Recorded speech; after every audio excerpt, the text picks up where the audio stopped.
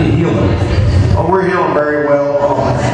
We're going to be ready for the road in 2 weeks, so.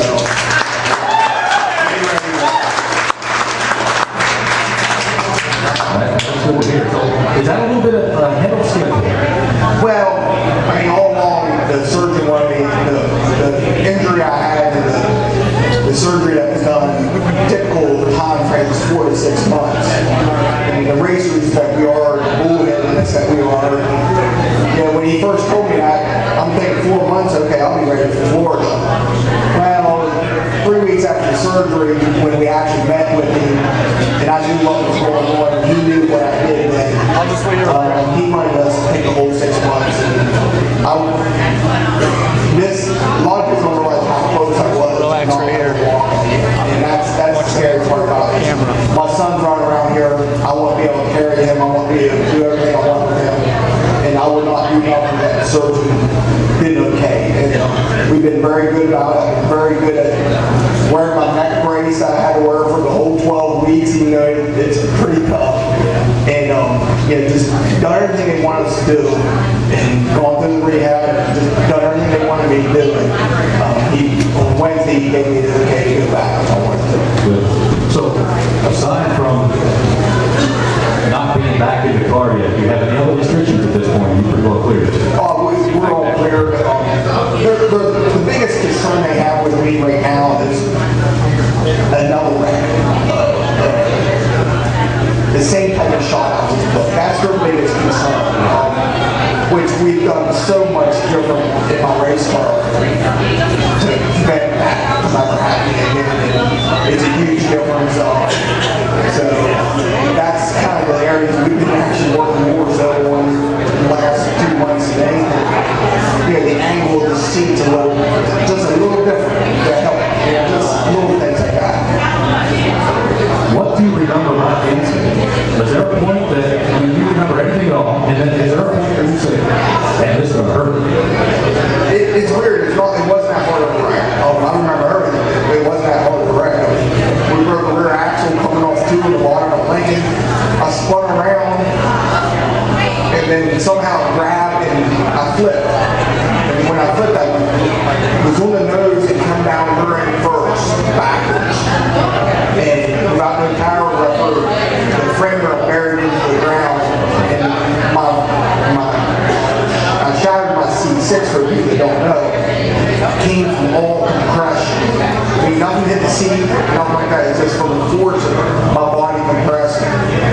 And the worst part about this, and I have to give Lincoln's Mercy crew all the credit in the world because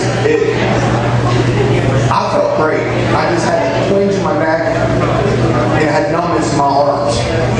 And once they asked me about any numbness or tingleness, and I said if my elbow's forward, they just stopped. And then we started getting a lot more serious about stuff.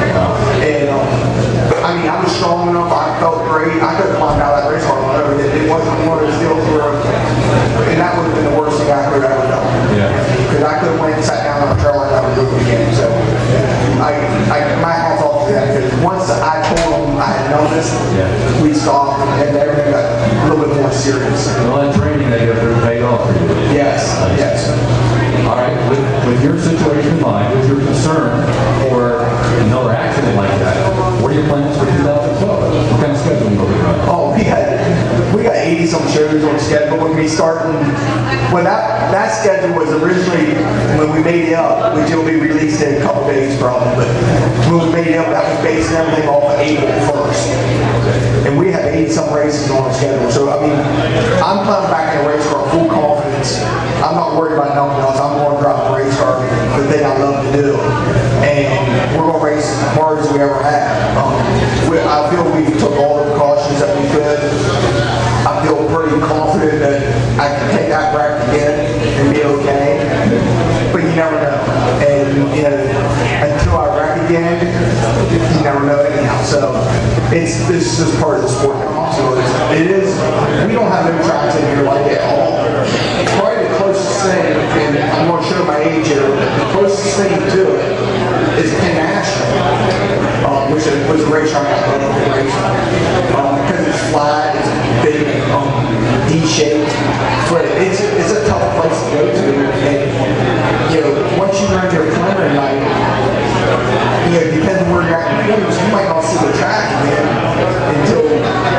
Saturday, late Saturday night, it's not like you get extra laps and all. So if you're not right, it's so hard to get right out there. And we were fortunate enough to find some things that will work for us this year. And I'm really excited this year to go back out. Lance, you've done your share of traveling. Likes and dislikes on travel as a sprint car driver. I would have the likes would be the fun if you're able to be successful.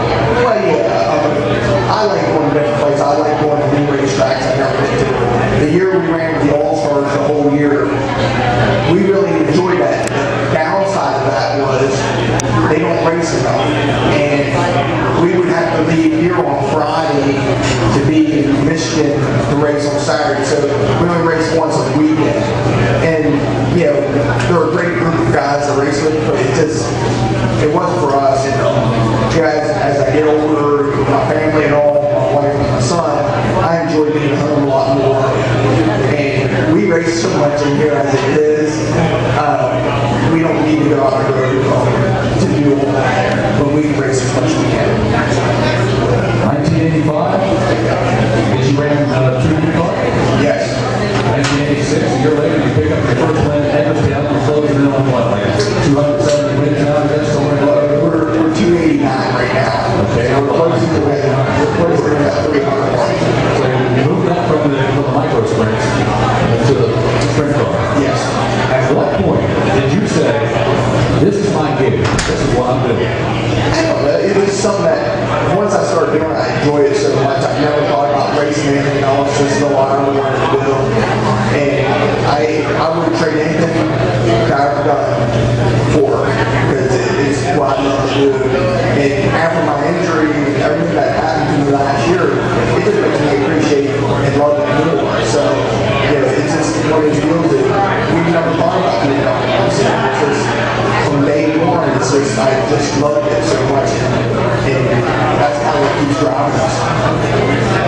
As life goes, you're still a relatively young man, but you get to the point where all your experience, you're one of the elder statesmen. What do you see in the future of sprint car racing? What changes need to be made? What would make you happy as a driver?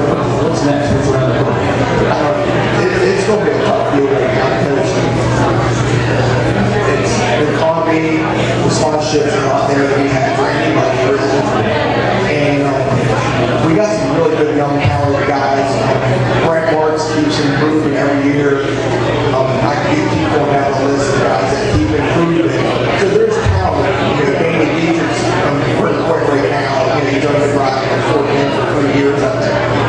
So, there's young guys there, but it's just a matter of the teams are around. And there's no one fix for any of it. It's just, and we're in a car dealership. For example, car prices don't go down. No matter what, they don't go down. The cost of living goes up. Everything keeps going up. So, it's just part of the car for anything to get done that really can make it for a working person to do it. And some of the rules they've done, I've liked. The weight rules, I've liked. Perfect example is the 1,400-pound weight rule from what they just upped it to a year. With all everything I did in my safety stuff, I don't have to worry about the weight as much as I would maybe 5 years ago. We added probably roughly 20 pounds to our car just for the safety from where I was last year. So it's now I'm not quite worried about it. I'm still worried about the weight, but I'm not shy at doing things about it. So I think the weight rule has kind of leveled it out a lot. Really 410's cost hasn't gone up a lot. If you look at compare it to 360 and 358 races, and they've really gone up. So I think we've kind of leveled it down some of the weight rules and other rules. It's just a matter of trying to get money back into the sport, and that's what I do right now. You talked earlier about how important it is for you to have your health away from the track to enjoy your family. Your son is Cole? Yeah, it's Cole. How old is Cole now? He turns 5 in 2 weeks. 5 in 2 weeks, wow. Has he expressed any interest in racing at this point? Unfortunately, yes. That's all he talks about. He needs to be invested in. Hopefully, maybe he'll change his mind. He's a really good